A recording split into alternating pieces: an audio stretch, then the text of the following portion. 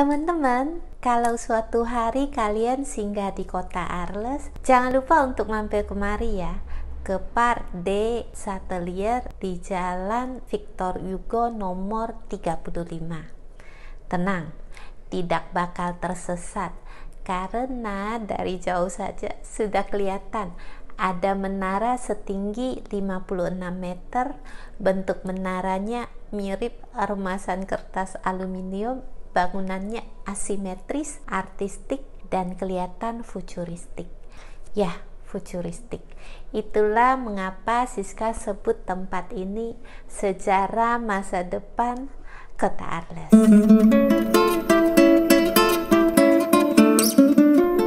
Bicara Luma Arles, harusnya kita bicara juga Yayasan Luma dari Swiss. Singkat saja ya, Siska ceritakan, organisasi nirlaba ini didirikan tahun 2004 oleh Maya Hoffman, seorang filantrop. Filantrop tahu ya artinya ya dermawan dan pencinta kemanusiaan. Beliau juga sekaligus seniman, produser, dan pebisnis. Tuh orangnya yang pakai baju biru, bukan yang pudar-pudar gitu warnanya ya.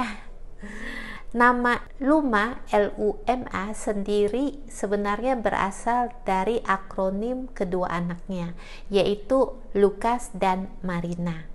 Tujuan Yayasan Luma adalah mendukung penciptaan seni visual, fotografi, film dokumenter, penerbitan, dan multimedia. Nah, Yayasan Luma juga menaruh perhatian besar terhadap isu lingkungan, hak asasi manusia, pendidikan, dan budaya. Luma kemudian membuka cabang di Prancis, kota Arles. Yayasan ini membuka sekolah agar para seniman, kurator, ilmuwan, dan inovator berbagai disiplin ilmu dapat berkolaborasi. Jadi bisa dibilang ini tempat ngumpulnya para jenius dan maestro. Begitu deh.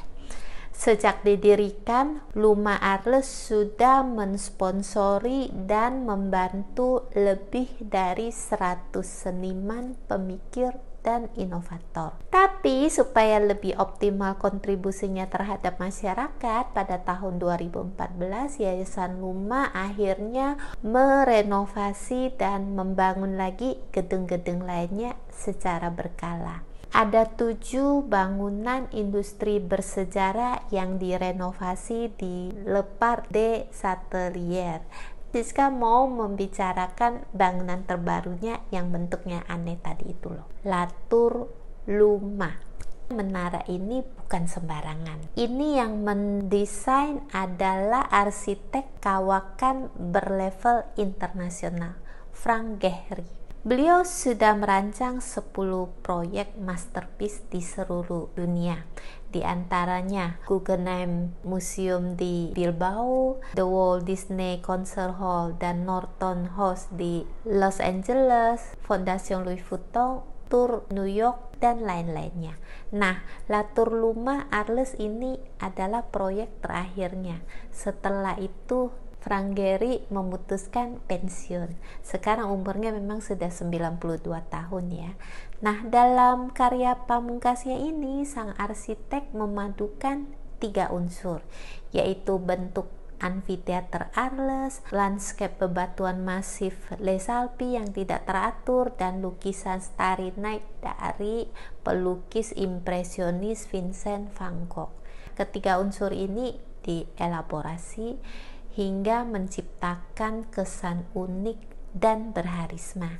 Jadilah La Tour Luma Arles. Dipercantik dengan potongan besi, baja, kaca, dan 11.000 blok besi metalik. Coba deh ke sana. Bangunannya juga lingkungan sekitarnya memang artistik.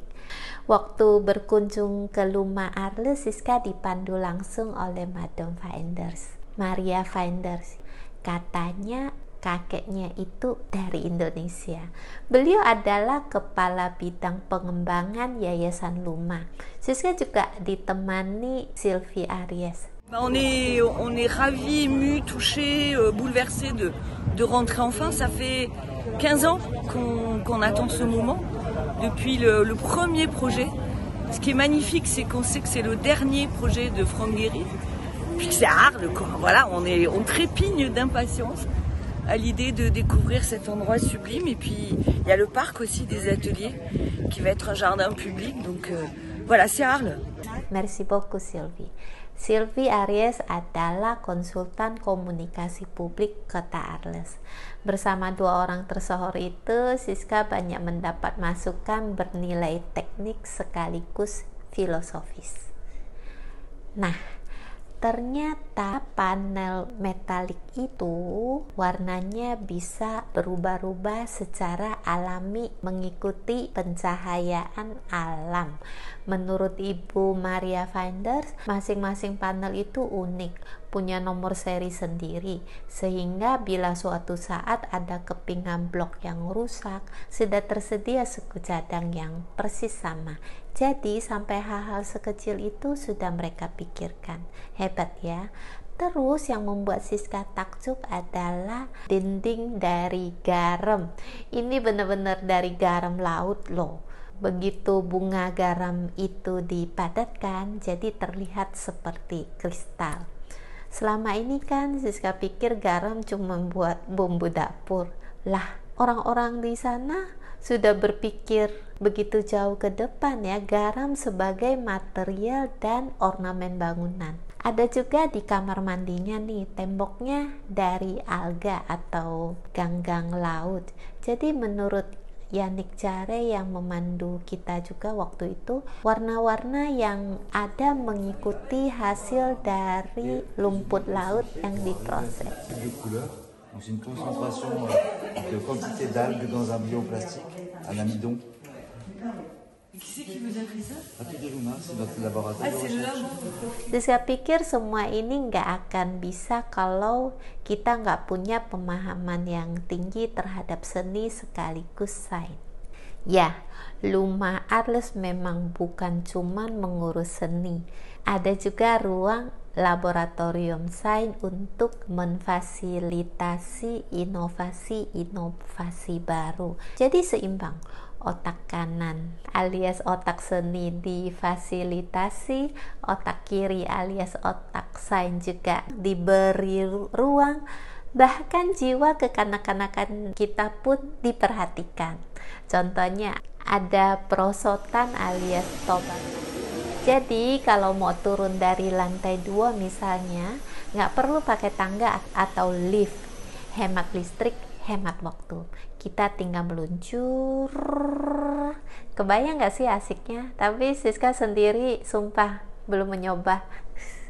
Yang jelas Siska percaya banyak hal-hal di masa depan yang sudah diprediksi oleh orang-orang Luma Arles ini.